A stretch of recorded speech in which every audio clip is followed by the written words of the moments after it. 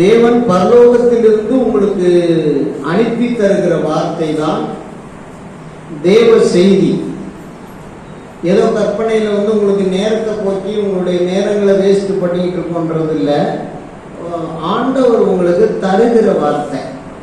இதை வச்சுதான் நீங்க இந்த வாரம் முழுக்க ஆசீர்வாதத்தை பெற முடியும். அல்லேலூயா, அல்லேலூயா. இப்போ சிஎஸ்ஐ, ஏஎல்சி போன்ற சபைகளிலெல்லாம், ஆர்சி போன்ற சபைகளிலெல்லாம் ஒரு ஆர்டர் ஆஃப் சர்வீஸ்னு ஒரு புக் வச்சுருக்காங்க. அந்த புக்கை அவங்க வருஷத்துக்கு முன்னாலேயே தயார் பண்ணி ஒரு இதுக்கும் ஒரு புத்தகத்தை சர்ச்சுக்கு கொடுத்துருவாங்க. அவங்க அந்த பக்கத்தை பெரட்டி அதில் என்ன வசனம் இருக்கோ, என்ன பாடல், என்ன கீர்த்தனைகள், என்ன பாடணும், என்ன பண்ணணும், எப்படி முடிக்கணும்னு இருக்கோ அந்த பக்கங்களில் இருக்கிறத ஒரு முறை படிப்பாங்க. படிச்சுட்டு என்ன பண்ணுவாங்க, அவங்க அந்த வசனங்களை வாசிப்பாங்க. அதுலேருந்து ஒரு கதையை சொல்லுவாங்க. அதுலேருந்து ஒரு வார்த்தையை எடுத்து அவங்க பிரசங்கம் பண்ணி அவங்களுக்கு இருக்கிற நாலேஜ், அந்த இருக்கிற ஆர்டர் ஆஃப் சர்வீஸ் புக்கில் இருக்கிற அதை வாசிப்பாங்க. முடிச்சுட்டு அவங்க போயிடுவாங்க. அதுதான் அவங்களுடைய ப்ரிஃபரன்ஸ். நான் அப்படி இல்லை. அல்லேலூயா. நம்ம சபைகள் அப்படி இல்லை. ஊழியக்காரங்க எல்லாருமே ஒரு வாரம் முழுக்க ஆண்டவருடைய வார்த்தைக்காக காத்திருந்து, ஏசப்பா இந்த சபைக்கு என்ன வார்த்தை கொடுக்கணும், வர்ற ஜனங்களுக்கு என்ன தேவை, எல்லாத்தையும் கேட்டு உங்களுக்கு தர்றது தான் ஆண்டவருடைய வார்த்தை. அல்லேலூயா, அல்லேலூயா. எனவே ஆண்டவரிடத்துல காத்திருந்து அவரே தந்து உங்களுக்கு அனுப்புகிற வார்த்தையை நீங்க இன்னைக்கு கேட்க போறீங்க. கொஞ்ச நேரம் ஆண்டவருடைய வார்த்தையை கேட்டு நாம் முடிக்க போகிறோம். வார்த்தையினுடைய தலைப்பு என்னன்னா, நாம் ஆலயத்துக்கு ஆராதிக்க எப்படி செல்ல வேண்டும். ஆலயத்துக்கு ஆராதிப்பதற்கு எல்லாரும் வந்திருக்கீங்க. விசுவாசிகளுக்கும் புதுசா வர்றவங்களுக்கும் இந்த வார்த்தை பிரயோஜனமா இருக்கும். நாம் ஆலயத்துக்கு ஆராதனைக்கு போவது எப்படி போகணும் நம்ம அப்படிங்கிறது பைபிள்ல இருக்கு. இப்படித்தான் ஆலயத்துக்கு வரணும்னு இருக்கு. சரி, அதுக்கு தலைப்பு வசனமாக எபிரேயர் 8ஆம் அதிகாரம் 5ஆம் வசனம் ஒருவர் படிங்க. எபிரேயர் 8:5. சீக்கிரம் வச்சு சீக்கிரம் நல்லா சொல்லி. எனக்கு செய்யும் ஆராதனை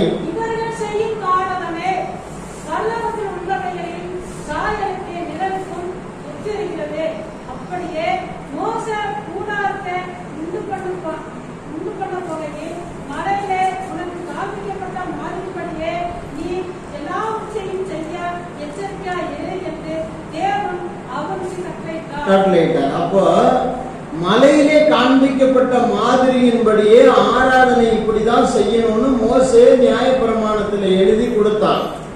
10 கட்டளைகளில் அது இருக்கு.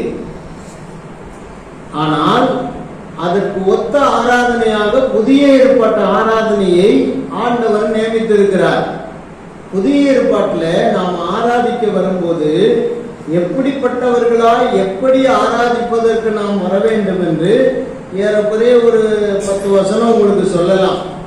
அந்த வசனத்தை வேகமா நான் சொல்லி முடிக்கிறேன்.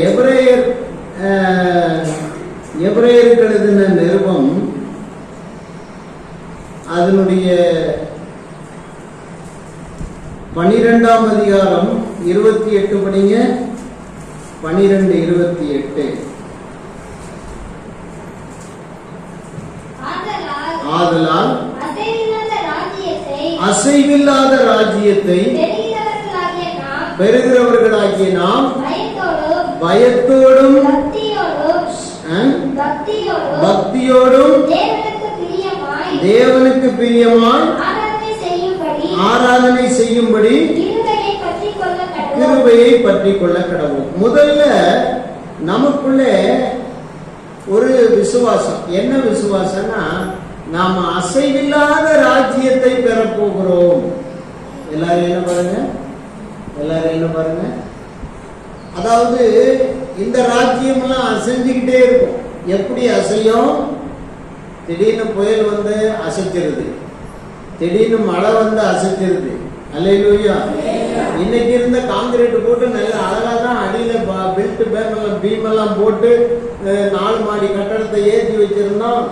நல்லா தான் நம்பிக்கையோட உள்ள கூடியிருந்தோம். திடீர்னு எங்கேருந்து புட்டுக்கிட்டு வந்துச்சுன்னு தெரியல, வெள்ளம் வந்து அடிச்சு வீடை காலி பண்ணி தூக்கிட்டு போகுது. இது என்ன ராஜ்யம்? அசைவில்லாத ராஜ்யம், அசைவுள்ள ராஜ்யம், அசைஞ்சு போற ராஜ்யம். அல்லேலூயா, அல்லேலூயா. திடீர்னு நிலநடுக்கம் வந்து மேல இருந்த வீடெல்லாம் மண்ணுக்குள்ள போச்சு.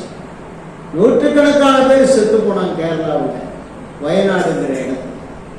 ஒரே ராத்திரி எல்லாரும் நம்பிக்கையோட நிம்மதியா படுத்து தூங்கி இருந்தான். திடீர்னு ஒரு வெள்ளம் வந்தது, மலைச்சரிவு ஏற்பட்டது, மணல் சரிஞ்சிச்சு. அப்படியே மேட்டில் இருந்தவங்க, ஏன்னா இப்ப கன்னியாகுமரிலாம் பாத்தீங்கன்னா மேட்டில் ஒரு வீடு இருக்கும், கீழே பள்ளத்துல ஒரு 10 வீடு இருக்கும். அந்த பள்ளத்துல அதுக்கு கீழே பள்ளத்துல ஒரு 20 வீடு 30 வீடு இருக்கும். இப்படிதான் கன்னியாகுமரி மாவட்டம். நம்ம வீடெல்லாம் வந்து இப்போ சமபூமியா இருக்குது இல்லையா, அது மாதிரி அங்க பார்க்க முடியாது. இப்படிதான் வயநாடு, கேரளா ரொம்ப நல்ல குளிர்ச்சியான இடம், சம்பாதிக்கக்கூடிய இடம், மனுஷன் ஜனங்கள் எல்லாம் பயங்கர பெருமையா இருக்கக்கூடிய இடம்.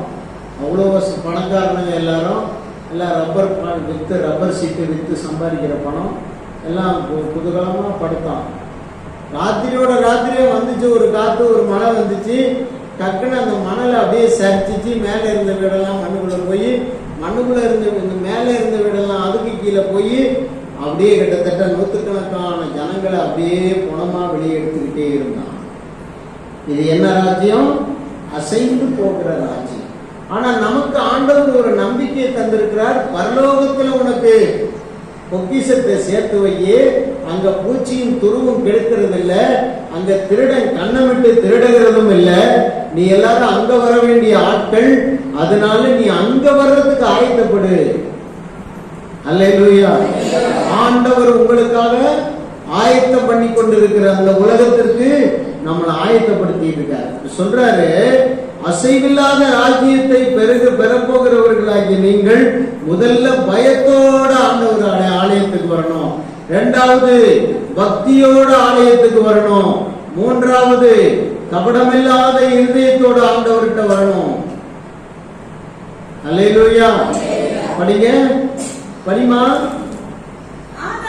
இரு இரு இரு இரு இரு இரு இரு இங்க உங்களையும் படிக்கணும். அசைவில்லாத ராஜ்யத்தை பெறுகிறவர்களாகிய நாம் முதலாவது பயத்தோடு ஆலயத்துக்கு வர வேண்டும். இரண்டாவது பக்தியோடு வர வேண்டும். தேவனுக்கு பிரியமாய் ஆராதனை செய்ய வர வேண்டும். கிருபையை நாம் பற்றி கொண்டு, கிருபையை பற்றி கொண்டு நாம் ஆண்டவருடைய ஆலயத்துக்கு வரணும். 4 விஷயம் கேட்கும். அல்லேலூயா.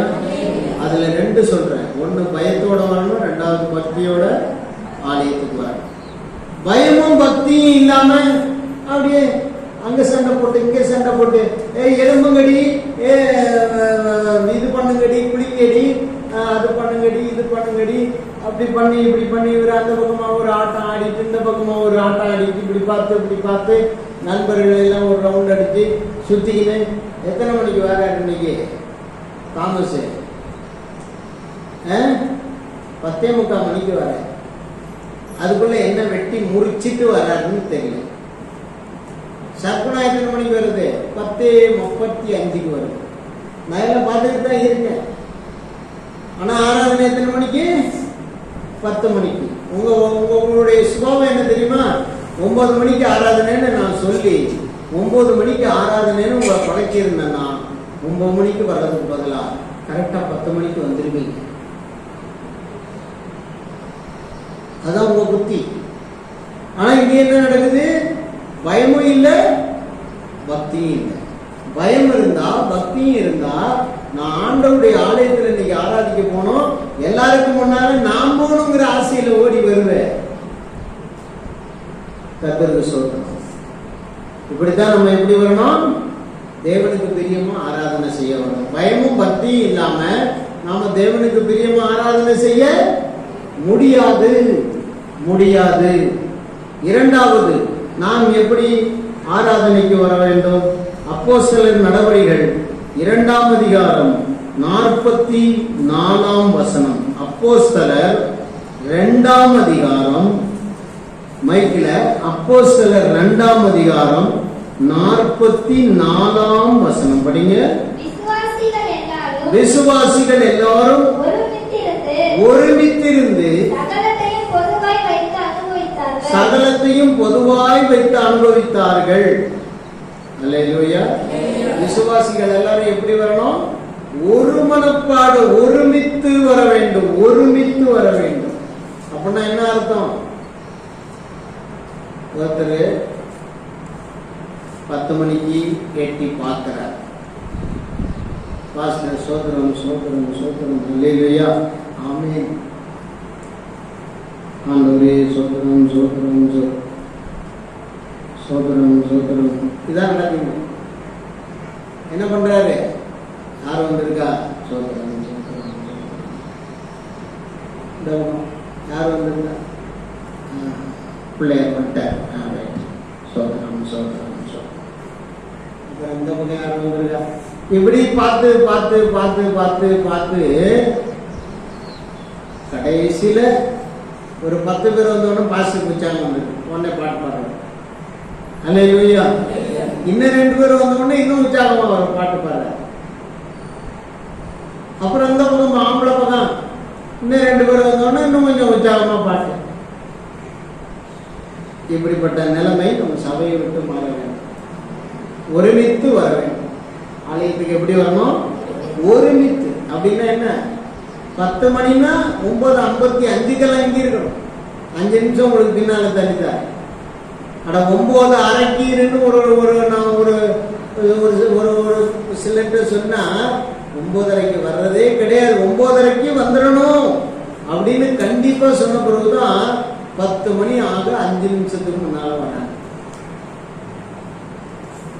செவிடு போல இருக்கு. அப்படிதான் சொல்லணும். எப்படி வரணும்? ஆலயத்துக்கு ஒருமித்து கூடி வர வேண்டும், ஒருமித்து வர வேண்டும். 3வது லூக்கா சுவிசேஷம் 18ஆம் அதிகாரம் 10 முதல் 14 வரைக்கும் உள்ள வசனங்கள். லூக்கா 18ஆம் அதிகாரம் 10ஆம் வசனம் முதல் 14ஆம் வசனம் வரைக்கும் யார் படிப்பா? 2 மனுஷர் ஜெபம் பண்ணும்படி தேவாலயத்துக்கு போனார்கள். ஒருவன் பரிசேயன், மற்றவன் ஆயக்காரன். ஆயக்காரன்னாக்கா வரி பிரிக்கிறான். அந்த சந்தையில வரி பிரிக்க ஒருத்தன் வருவான் பார்த்தீங்களா? நம்ம வியாழக்கிழமை, திங்கக்கிழமை, ஞாயிற்றுக்கிழமை சந்தைகளை போனாங்க. ஒருத்தர் சுத்துவார். ஒரு பேக் ஒன்று கையில் வச்சுக்குவார். கையில் வச்சுன்னு ஒரு கடைக்கு வருவாங்க. இந்த வாழைப்பழ கடையில் வந்து 2 வாழைப்பழத்தை எடுத்து தின்னுவார். தின்ட்டு வரியடு, காசு காசு. அவர் அங்கே ஒரு 40 ரூபா வாங்கிடுவார், அங்கே ஒரு 20 ரூபா வாங்கிடுவார். இரியா இன்னும் ஆவாரமே ஆவலை, பேய வந்து கேட்குற காசு அப்படின்ட்டு அடுத்த கடைக்கு போவார். அங்கே போய் ஒரு பலாச்சோலை எடுத்து தின்றுவார். தின்ட்டு எடு, பணத்தை எடு. மொத்தம் அந்த வரியை எல்லாத்தையும் பிரித்து கொண்டு போய் எங்கே கொடுக்கணும்? அரசாங்கத்துக்கு ஒரு கட்டியிருப்பார். அதெல்லாம் ஒரு தன்னை கட்டணும், தீக்கணும். அது மாதிரி இங்கே என்னன்னா, வரி பிரிக்கிறவன் ஒருத்தன் போறான், பரிசையும் ஒருத்தன் போறான். அதான் வரி பிரிக்கிறவன் தான் ஆயக்காரன்.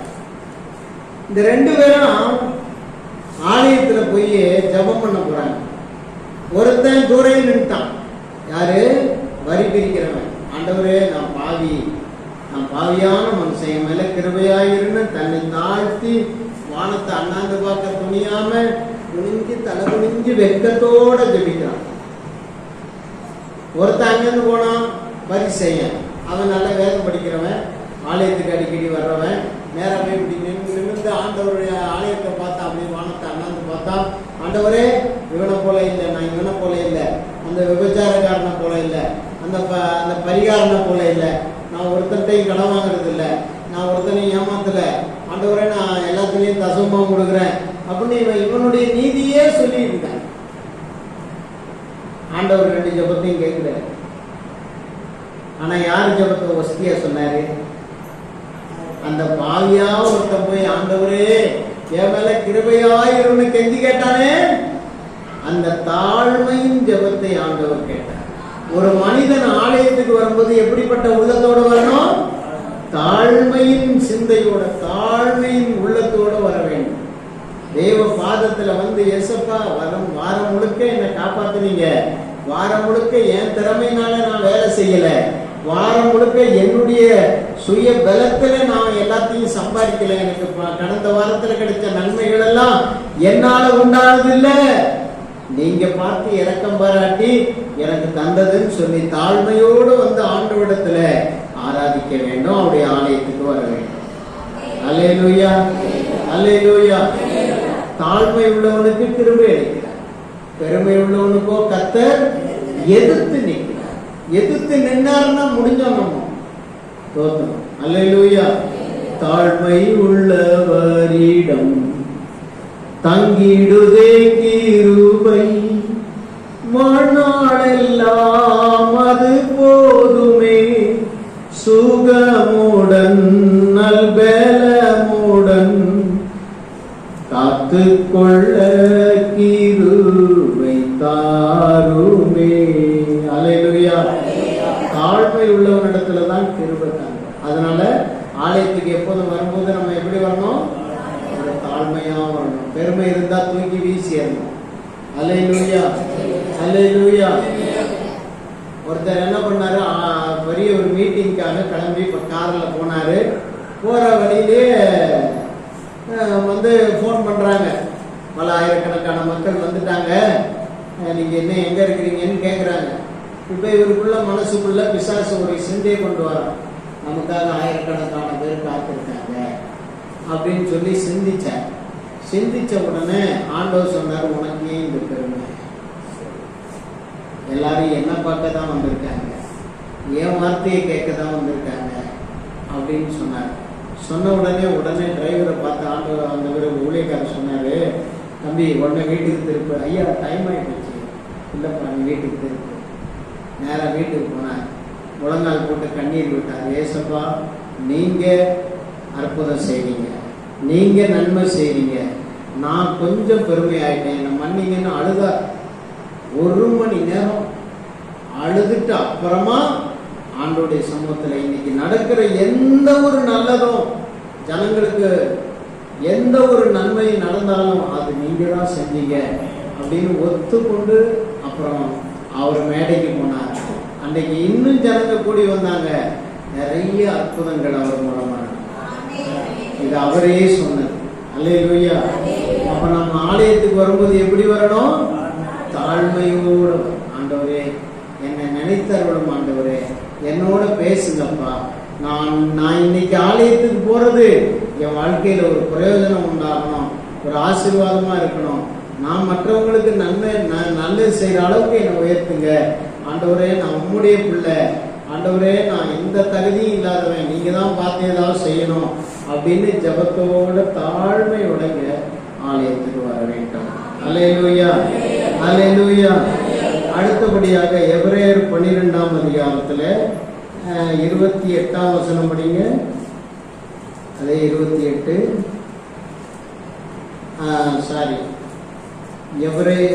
உபாகமம் 16ஆம் அதிகாரம் 16, 17 2 வசனம். உபாகமம் 16ஆம் அதிகாரம் 16, 17 வசனங்கள். வருஷத்தில் 3 தரம் புளிப்பில்லாத அப்ப பண்டிகையிலும் வாரங்களின் பண்டிகையிலும் கூடார பண்டிகையிலும் உன் ஆண் மக்கள் எல்லாரும் உன் தேவனாகிய கர்த்தர் தெரிந்து கொள்ளும் ஸ்தானத்திலே அவர் சந்நிதிக்கு முன்பாக வந்து காணப்பட கடவர்கள். ஆனாலும் அவர்கள் கர்த்தருடைய சந்நிதியில் வெறுங்கையோடே வராமல் உன் தேவனாகிய கர்த்தர் உனக்கு அருளின ஆசீர்வாதத்திற்கு தக்கதாக அவனவன் தன் தகுதிக்கு ஏற்றபடி காணிக்கையை கொண்டு வர கடவன். அல்லேலூயா, அல்லேலூயா. எப்படி வரணும்? அவனவன் தன் தகுதிக்கு தக்கபடி காணிக்கைகளை கொண்டு ஆலயத்துக்கு வர வேண்டும். ஏன்னா ஏசப்பாவுடைய சன்னிதானத்துல காணிக்கை பெட்டி பக்கத்துல உட்கார்ந்து இருக்கிறதாக பைபிள்ல இருக்கு. தேவாலயத்துல ஏசப்பா எப்பவுமே காணிக்கை பெட்டிக்கு பக்கத்துல தான் இருப்பார். ஏன்னா அங்கேதான் உன்னுடைய நிறைந்த மனசு என்னங்கிறத ஆண்டவர் கண்டுபிடிப்பார். அல்லேலூயா. உன்னுடைய மனதில் இருக்கிற நிறைவை ஆண்டவர் அங்கதான் பார்ப்பார், அங்கதான் அதை சந்திக்க விரும்புகிறார். அங்கே வந்து நீ செலுத்துகிற காணிக்கையிலே அவர் பிரியமா இருக்கிறார். அல்லேலூயா, அல்லேலூயா. கன்னியாகுமரியில நாங்கெல்லாம் காணிக்கை தூக்கிட்டு போறவங்க. ஒரு பெரிய சபை இருந்துச்சு, அந்த சபையில தான் நாங்க பைபிள் காலேஜ் படித்தோம். சிலர் என்ன பண்ணுவாங்க, ஒரு தாறு வாழைத்தாரை கொண்டு வந்து வைப்பாங்க. சிலர் அந்த முட்டைகள், நாட்டு முட்டையெல்லாம் கொண்டு வந்து வைப்பாங்க. சிலர் ரப்பர் சீட்டு, ரப்பர் பால் இருக்குல்ல, அந்த ரப்பர் பாலை சீட்டு மாதிரி அடிச்சிருப்பாங்க. அது aeroplane tyre, first quality aeroplane tyre, அப்புறம் இந்த செகண்ட் குவாலிட்டி, தேர்டு குவாலிட்டி எல்லாம் இந்த பஸ் டயர்லாம் போடுற மாதிரி அந்த ரப்பரை வந்து உருவாக்குறது ஒரு மரம். அதில் மரத்தில் வடிகிற பால் தான் ரப்பர். அந்த ரப்பரை வந்து சீட்டாக இருக்கும்.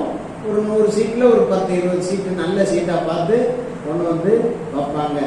அது மாதிரி எல்லாரும் அந்த காணிக்கை பீடம்னு ஒன்று இருக்கும், அதில் வரிசையாக வச்சுருப்பாங்க. நாங்கள் அதெல்லாம் எடுத்துகிட்டு போய் அழகாக வீட்டில், பாஸ்டர் வீட்டில் சேர்ப்போம். அவர் அதை வைத்து ஜெபிப்பார். ஆண்டவரே, இதில் செலுத்திய காணிக்கை செலுத்திய ஒவ்வொருடைய கைகளையும் நீர் ஆசீர்வதிக்கணும்னு.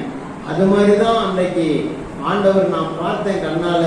சின்ன சின்ன வீடு வச்சிருந்தவங்க, ஒரு 100 ரப்பர் மரம் வச்சிருந்தவங்கலாம் பிறகு 1 ஏக்கர் நிலம், 2 ஏக்கர் நிலம் வாங்குற அளவுக்கு, அவர்கள் நல்ல வீடு, நல்ல மாடி வீடு போடுற அளவுக்கு, பிள்ளைகளெல்லாம் நல்லா படிக்க வைக்கிற அளவுக்கு, வேலையில வைக்கிற அளவுக்கு ஆண்டவர் அவர்களை உயர்த்தினார்.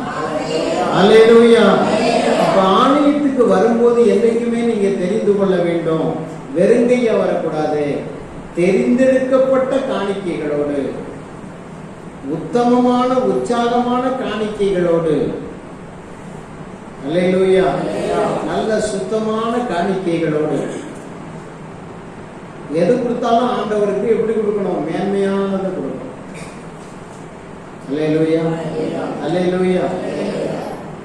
மண்ணும் கல்லுமா இருக்கும், நிலக்கடலை கொடுக்கணும்னு உடனே அதை நீ ஆண்டவர் கொடுக்கறத சுத்தம் பண்ணி, நல்ல கடலையா நல்லா சுத்தம் பண்ணி, நல்ல சுத்தமான ஒரு பையில வச்சு எடுத்துட்டு வந்து இங்கே காணிக்கை பெட்டியில வைக்கணும். நான் ஏற்கனவே உங்களுக்கு சொல்லியிருக்கேன், மறுபடியும் அதான் சொல்றேன். இல்லையா, மண்ணு கல்லுமா தான் அழின்னு வருவியா, இங்கே வைக்காது, அங்கே ஒன்று வச்சு அப்புறம் எடுத்து நான் கழுவிட்டு ஜெபம் பண்ணி. அல்லேலூயா, அல்லேலூயா. இன்னைக்கு அநேகர்கள் வந்து உடஞ்சி போன பலாப்பழம், அதே மாதிரி ஊழியத்துக்கு ஒப்பு கொடுக்குறத பார்த்தா, என் பையன் படிக்கவே மாட்டாங்கிறான் பாஸ்டர், சரியா படிக்கவே மாட்டான், ஊரை சுத்துறான், வீட்டில் மதிக்க மாட்டான், அவனை ஊழியத்துக்கு அனுப்பிடலான்னு இருக்கேன் அப்படின்றாங்க. அல்லேலூயா. எல்லாம் இல்லாத பொருளாதாரம் தான், ஒழுங்கு இல்லாதது தான் கொடுக்குறேன்றாங்க. ஆனால் இங்கே ஒழுங்கானதை கர்த்தர் கொடுக்குறது. ஆமென். தேவனுக்கு கொடுக்கறது நல்ல தெரிந்தெடுக்கப்பட்டதா, சுத்தமானதா, நல்ல மேன்மையானதா இருக்கணும். இப்படிதான் நம்ம ஆலயத்துக்கு வரணும். எப்படி வரணும்? வெறுங்கையை வீசிக்கிட்டு ஒரு சரக்குன்னு ஒரு பிளாஸ்டிக் பாக்கெட் எடுத்து அதுக்குள்ள பைபிளை ஒன்று வச்சுக்கிட்டு, அந்த பைபிளுக்கு மேல 1000 உள்ள பார்த்தீங்கன்னா, பைபிளை திறந்தா, சிலர் பைபிளை திறந்தா ரேஷன் கார்டு அதுக்குள்ளதான் இருக்குது, ஆதார் கார்டு அதுக்குள்ளதான் இருக்குது,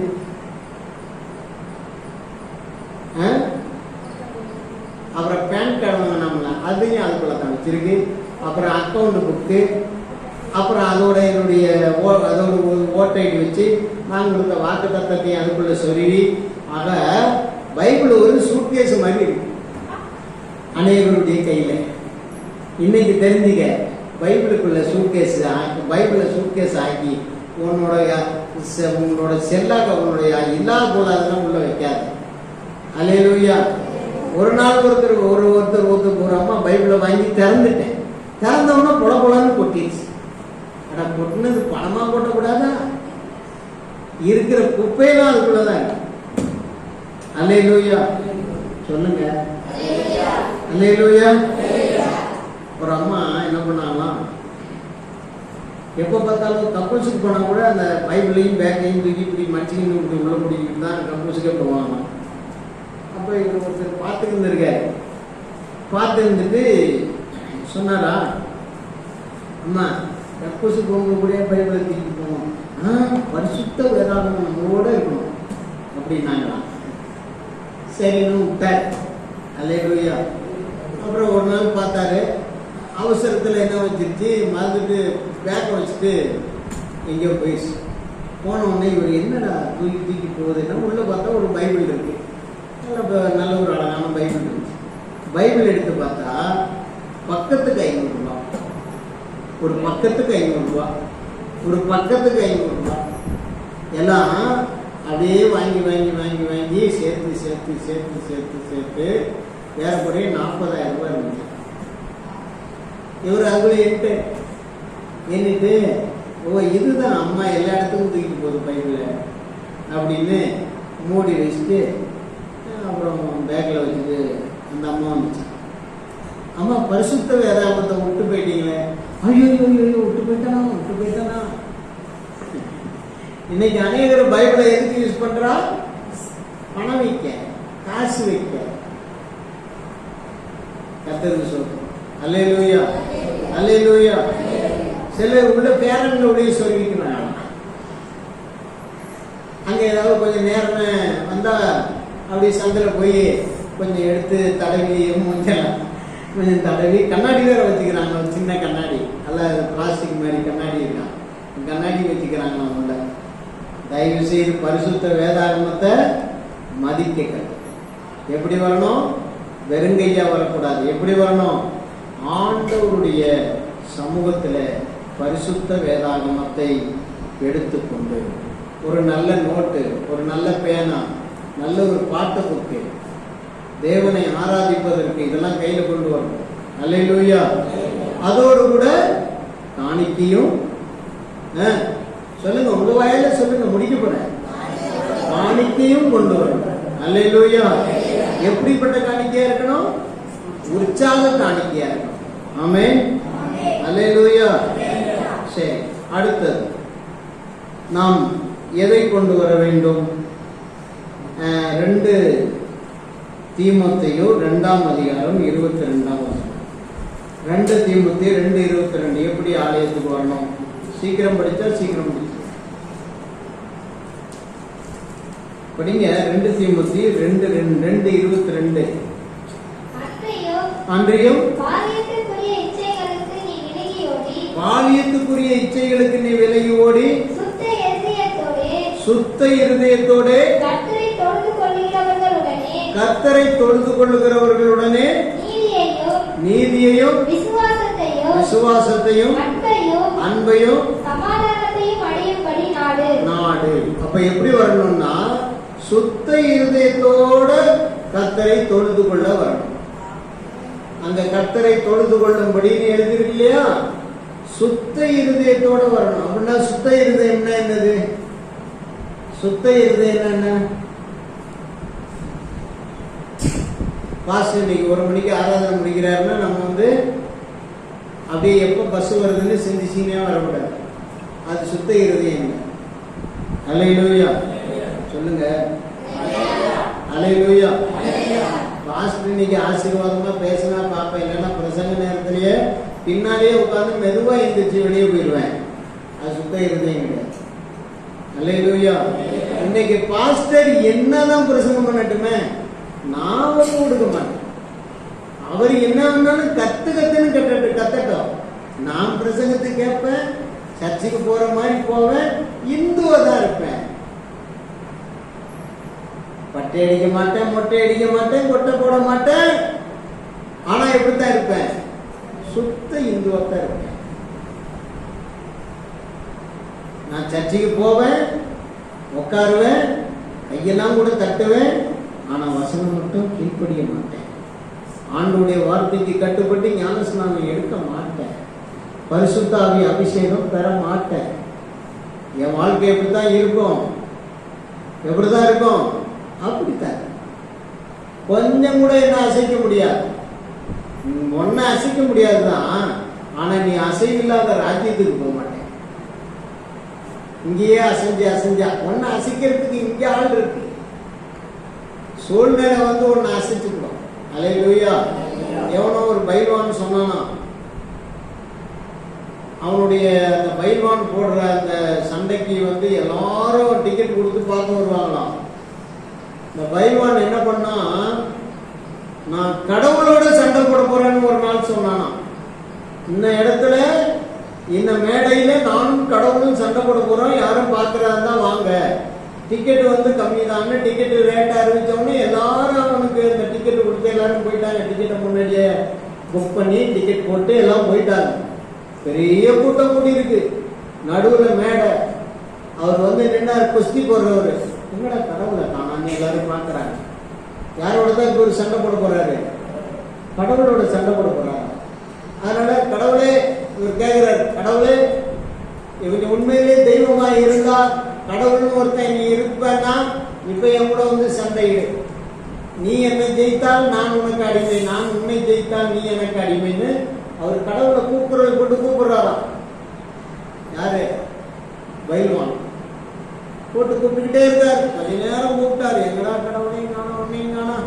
இவர் கடவுளுக்கு வேற சண்டை போடுறேன்னு சொல்லிட்டு எனக்கு டிக்கெட்லாம் வாங்கிட்டு இவ்வளவு நேரம் போகுதுன்னு இவர் கூப்பிட்டுட்டே இருந்தாரு.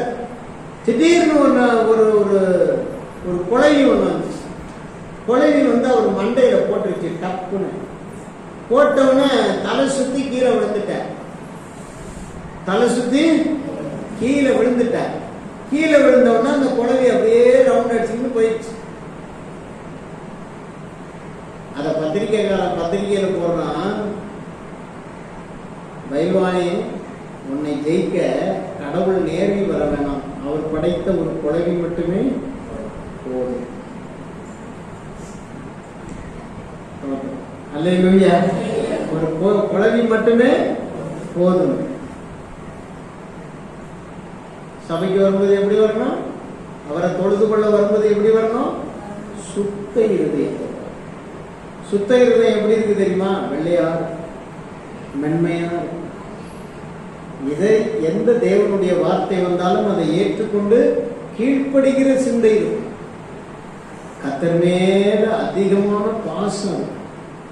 அந்த பாசத்தினால நான் எந்த எல்லைக்கு வேண்டுமானாலும் போவேன் என்கிற தீர்மானம் இருக்கும். அதுக்கு பேரு தான் என்ன இருதயம்? சுத்த இருதயம். நீ சுத்த இருதயம். பாலிய இச்சைகளை எல்லாம் விட்டு தள்ளு, உலகத்தின் இச்சைகளை விட்டு தள்ளு. தேவனிடத்தில் ஆலயத்துல தொழுது கொள்ள வரும்போது சுத்த இருதயத்தோடு நீ வர வேண்டும். அல்லேலூயா, அல்லேலூயா. 1 சாமுவேல் 1ஆம் அதிகாரம் 24ஆம் வசனம். 1 சாமுவேல் 1:24 படிங்க. 1:24. பால் மறக்க பண்ணின பின்பு 11ஆம் வசனம். 1:11. சேனைகளின் கர்த்தாவே, அதாவது அன்னாள் என்பவள் ஆண்டோடைய ஆலயத்தில் மனங்கசந்து அழுது ஒரு பொருத்தனை பண்ணுகிறார். என் சிறுமையை பார்த்து உம்முடைய அடியாளை மறவாமல் நினைத்தருளி உமது அடியாளுக்கு ஒரு ஆண் பிள்ளையை கொடுத்தால் அவன் உயிரோடு இருக்கும் சகல நாளும் நான் அவனை கர்த்தருக்கு ஒப்புக் கொடுப்பேன். அவன் தலையின் மேல் சவரகன் கத்திப்படுவதில்லை என்று ஒரு பொருத்தனை பண்ணினான். அப்ப ஆலயத்துக்கு நாம வரும்போது பொருத்தனை பண்ணி வர வேண்டும். வருவது ஆலயத்துக்கு வருவதெல்லாம் பொருத்தனை பண்ணுகிறவர்களாக வர வேண்டும். அல்லேலூயா.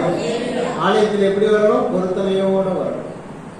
நீங்க ஆலயத்துக்கு வரும்போதெல்லாம், ஆண்டவரே இன்னைக்கு நான் ஆலயத்துக்கு போறேன், இன்னைக்கு ஆராதனைக்கு போறேன், நான் ஒரு பொருத்தனை பண்றேன் இயேசப்பா, எனக்கு நீங்க இதை செய்தால் நான் உங்களுக்கு இதை செய்வதாக பொருத்தனையோடு வருகிறேன். ஆண்டவருடைய ஆலயத்தில் வரும்போதெல்லாம் எப்படி வரணும்? சும்மா அப்படியே வந்து ஏதோ பஸ் ஏறி ஏதோ சொன்னாங்க கொண்டாங்க போய் பார்க்கலாம் அப்படின்னு சும்மா வரக்கூடாது. ஒரு பொருத்தனையோடு வரணும். ஏசப்பா, நான் வந்திருக்கேன், எனக்கு இந்த நன்மையை நீங்க செஞ்சா உங்களுக்காக நான் வாழ போறேன், உங்களுக்காக நான் இதை செய்யறேன்னு ஒரு பொருத்தனை பண்ணி சபைக்கு வரேன். என்னைக்குமே சும்மா போற ஆட்களாவே இருக்கு. அல்லேலூயா. ஒரு பொருத்தனை பண்ணு. ஆண்டவரே, ஒரு ஆத்மாவை கொண்டு வந்து நான் உம்மிடத்துல ஒப்படைத்தேன்.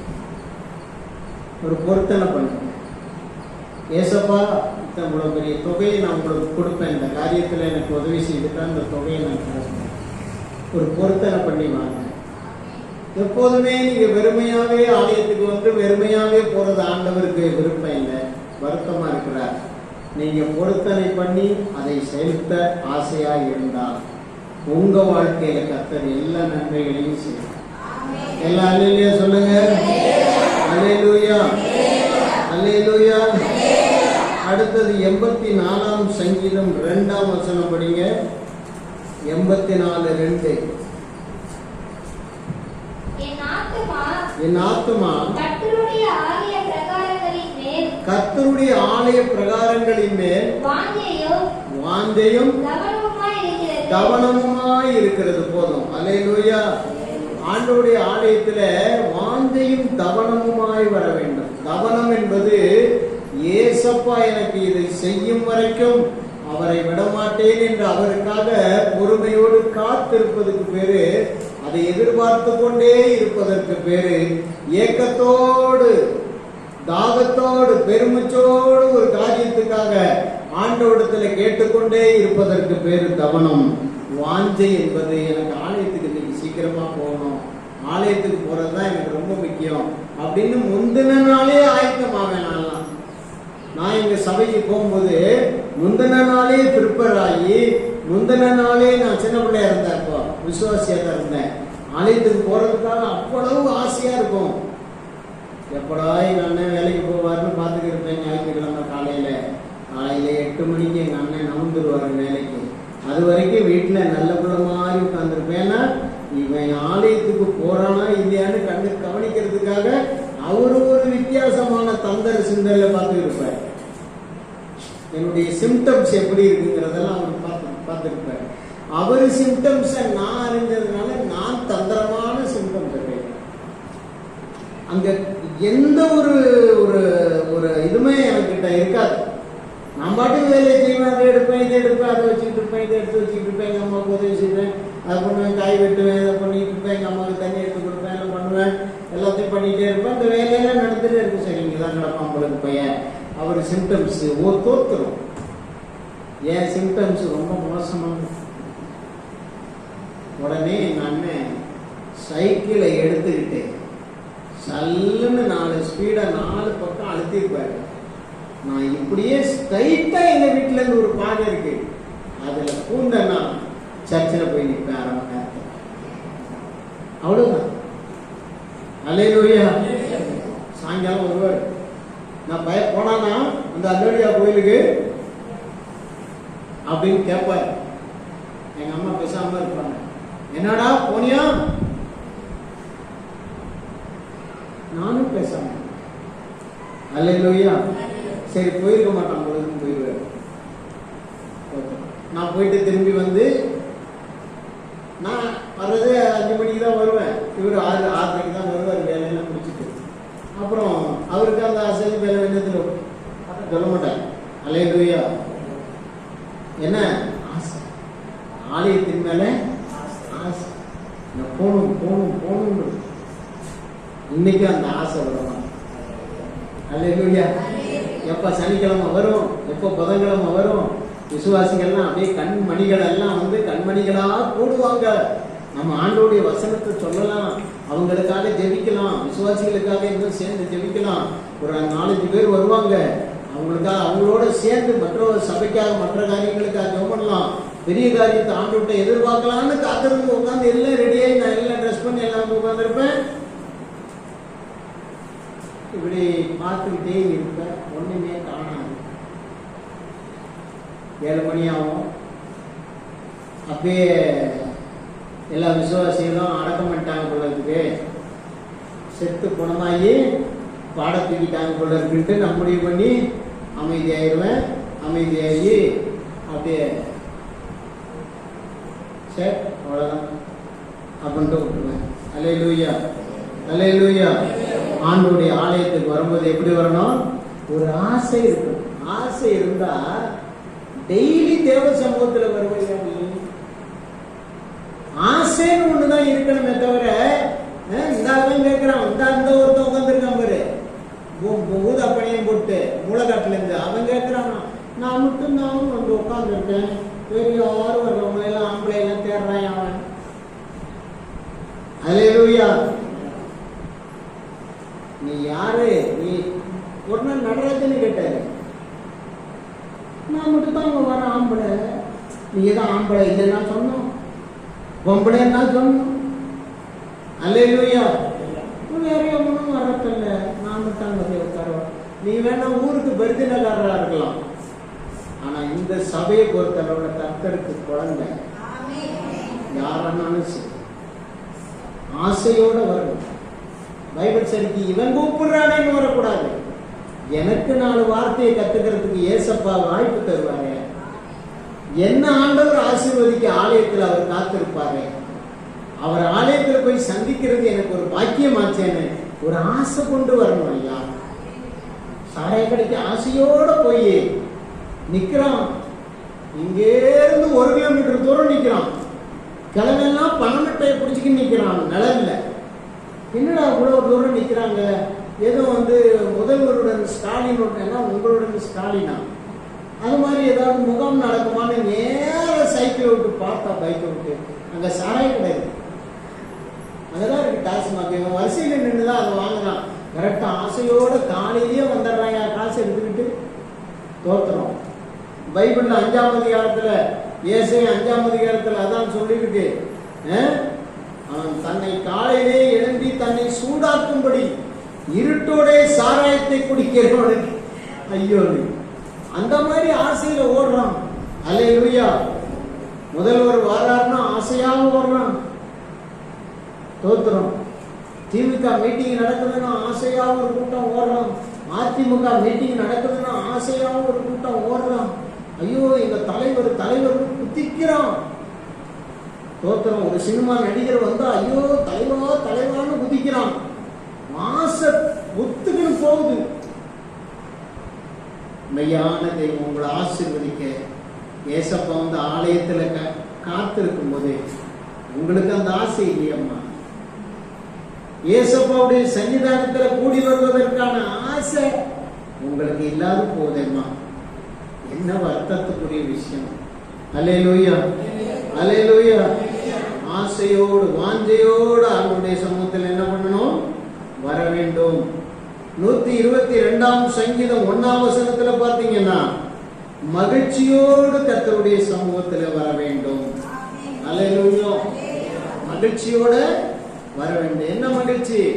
கர்த்தர் எனக்கு இன்னைக்கு ஏதாவது செய்வார், யாவையும் செய்து முடிக்கிறவர் அங்க வர்றாரு, அவருடைய சமூகத்துல நான் மகிழ்ச்சி அடைய போறேன்னு வரணும். அடுத்தது 95ஆம் சங்கீதம் 2ஆம் வசனத்துல பார்க்கும்போது துதியோடு கர்த்தருடைய சமூகத்துல வர வேண்டும். துதித்துக் கொண்டே ஆண்டவருடைய சமூகத்துல வரணும். கடைசியா ஒரு வசனத்தை வாசி முடிச்சிடலாம். யாத்திராகம புத்தகம் 31ஆம் அதிகாரம் 11ஆம் வசனம் படிங்க. யாத்திராகமம் 31:11 படிச்சு முடிச்சிடலாம்.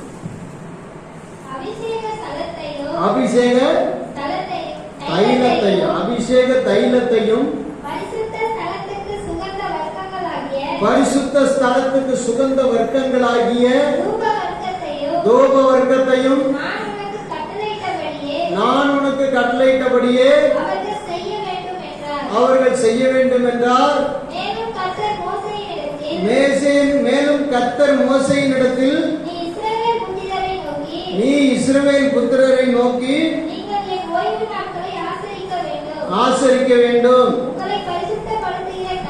உங்களை பரிசுத்தப்படுத்துகிற கர்த்தர் நான் என்பதை நீங்கள் அறியும்படி இது உங்கள் தலைமுறை தோறும் அடையாளமாய் இருக்கும். அந்த வசனத்தினுடைய முதல் பகுதி என்ன சொல்லுது? அபிஷேக தைலத்தையும்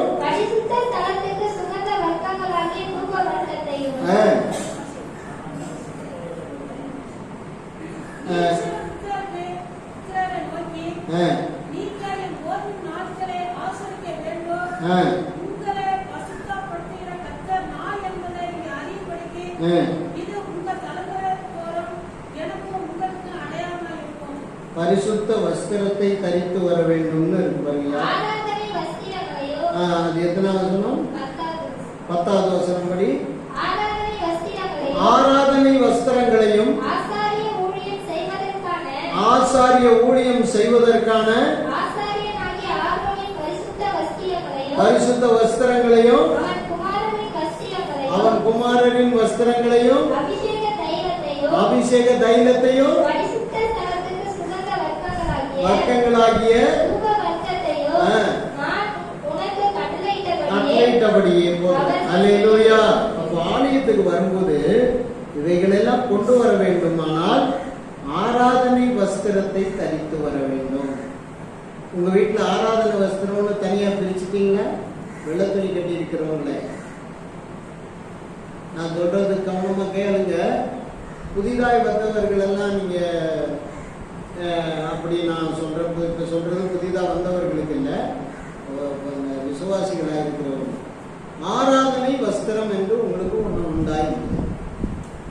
இது ஆராதனைக்கு என்று நான் ஆண்டவருக்கென்று ஆண்டவருடைய சமூகத்தில் போவதற்கென்று நாம் பிரத்யேகப்படுத்தப்பட்ட வஸ்திரங்கள் அப்படின்னு ஒன்றெண்டு எடுத்து வச்சிருக்கீங்களா இல்லையா? அப்படி வைத்தவர்கள் பாக்கியவான்கள். அதை கர்த்தர் என்ன செய்கிறார்? விரும்புகிறார். அல்லேலூயா. இப்படித்தான் நம்ம ஆண்டவருடைய ஆலயத்துல வரணும்.